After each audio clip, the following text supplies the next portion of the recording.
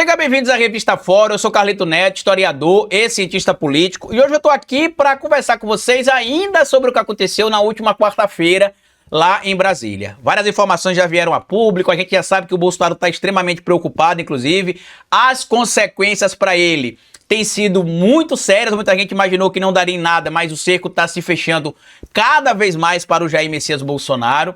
E a gente está vendo agora que alguns veículos da grande mídia, entre eles a própria Folha de São Paulo, estão tentando fazer, de certo modo, uma meia-culpa. Por quê? Alguns dias atrás, para ser bem específico, no último domingo, a Folha publicou um artigo intitulado "Aceitem a democracia. O povo tem escolhido a ordem, o progresso, a liberdade econômica e de expressão e o respeito às famílias e à religião." E nesse texto aqui, além de espalhar várias desinformações, várias mentiras e várias, inclusive, falsas ali equivalências, o Bolsonaro citava aqui que a esquerda era com frequência aqui colocada no local de ser extremista. Tanto que em um trecho aqui do artigo do Bolsonaro, ele tenta dizer que a esquerda acusa a direita, que na verdade não é direita, é extrema-direita, tá? Acusa a direita supostamente de serem radicais, de serem extremistas, mas que nós do campo da esquerda, nós que somos extremistas. Eu vou ler aqui o trecho do que ele falou. "Cada um que faça suas escolhas. Nós da direita, tão injustamente acusados de, entre aspas, extremismos, continuaremos perseverando no caminho que sempre defendemos, o da liberdade e da democracia, entendida como governo do povo.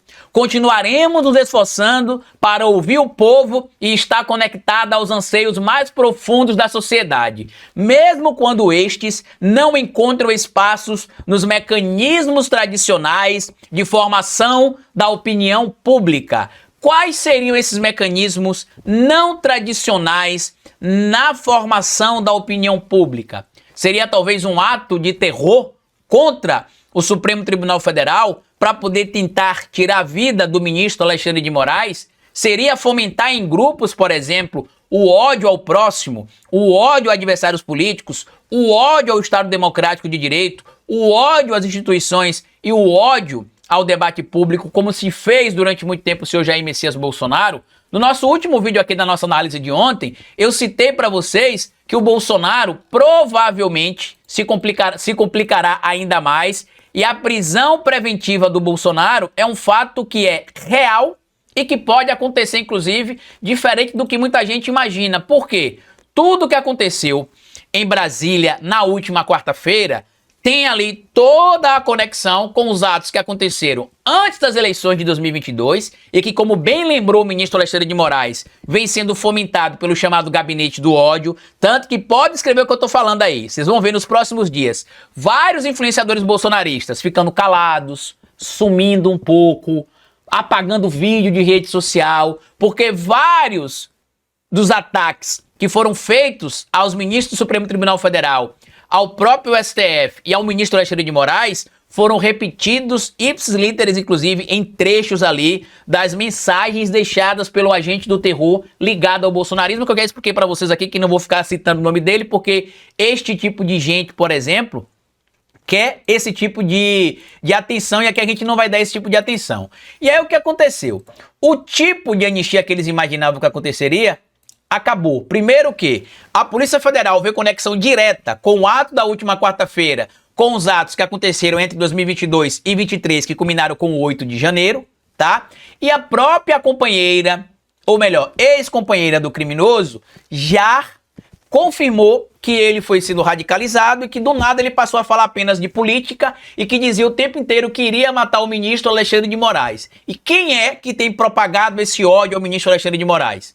Não somos nós do campo da esquerda, que ele diz, inclusive, no artiguinho fuleiro e vagabundo que ele publicou na Folha de São Paulo, que nós que somos extremistas, né? Nós acusamos eles de serem extremistas, mas nós que somos extremistas.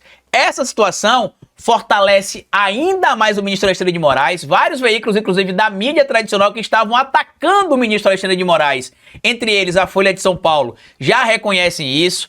A anistia para o tal 8 de janeiro acabou, né? A gente já tinha trazido aqui que essa possibilidade de anistia passar, ela era nula porque ela era inconstitucional, mesmo que por uma conjuntura muito animalesca, se conseguisse aprovar ela na Câmara dos Deputados, no Senado Federal, e o presidente Lula ainda sancionasse ou vetasse e o veto fosse derrubado pelo Congresso, o STF derrubaria essa anistia, porque a gente já disse aqui, expliquei inclusive o que é que diz lá o artigo 60, parágrafo 4º da Constituição, que não se pode, né, ter anistia ali para quem comete crime contra o Estado Democrático de Direito. E as cláusulas pétreas não permitem que questões relacionadas ao Estado Democrático de Direito sejam colocadas ali, né, que vise, por exemplo, acabar, colocar em xeque o Estado Democrático de Direito.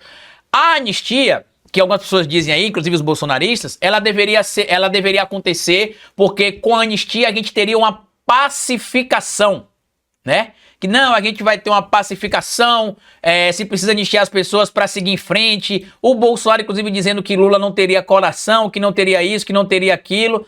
Mas acabou, meus amigos. Não vai ter anistia. Se você ainda tá vendo aquele discurso de que não vai acontecer nada, que os bandidos vão ser perdoados, que Bolsonaro isso, que Bolsonaro aquilo, que a gente não vai ter essa situação ou aquela situação, esqueçam.